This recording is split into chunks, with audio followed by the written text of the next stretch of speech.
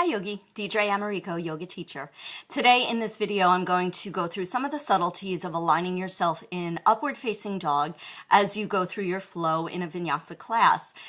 Sometimes as you're building up the strength, especially for chaturanga, which we've discussed in the past couple of videos, you might find that you come all the way down to the ground as opposed to hovering in that low push-up. That's totally fine. You just have to make a slight adjustment of the placement of your hands once you're on the ground so that your upward facing dog is properly aligned, and again, no injury to shoulders, wrists, or neck, and it will also give you a little bit more lift and a little less dumping down into your lower back, which we also do not want.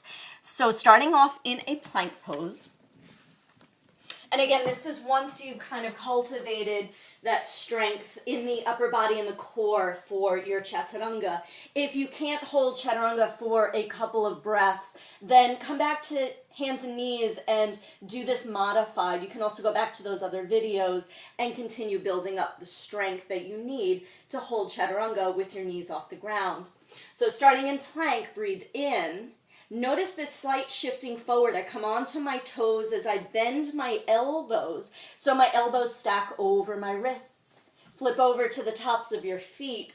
Upward facing dog, shoulders over wrists. And then from here we would go to downward facing dog.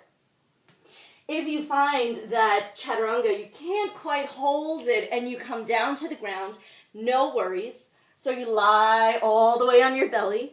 Move your hands slightly back towards your low ribs.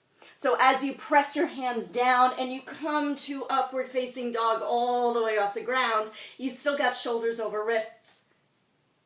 If you don't do that, you're going to have your hands either in front of or behind your shoulders, and that's not where we want them to be. You always want to stack your joints. So what that would look like is this. Hands forward. Now I'm dumping into my lower back. My shoulders are kind of shrugging forward, and I can't quite get my knees off the ground without really tweaking my low back. The other problem that I see sometimes is hands back behind the shoulders. This really doesn't feel good on my wrists, and again, can't quite get my heart all the way forward. If you do find yourself in one of those situations, instead of moving your hands, move your feet. So here I just need to move my feet back just a little bit, and then I can press shoulders over wrists, legs are off the ground. So that's another subtlety of upward facing dog, is that your legs are off the ground. Only thing touching is hands and tops of feet.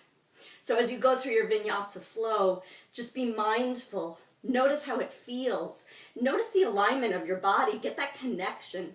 And hopefully you'll be flowing through your asanas with the greatest of ease. Namaste.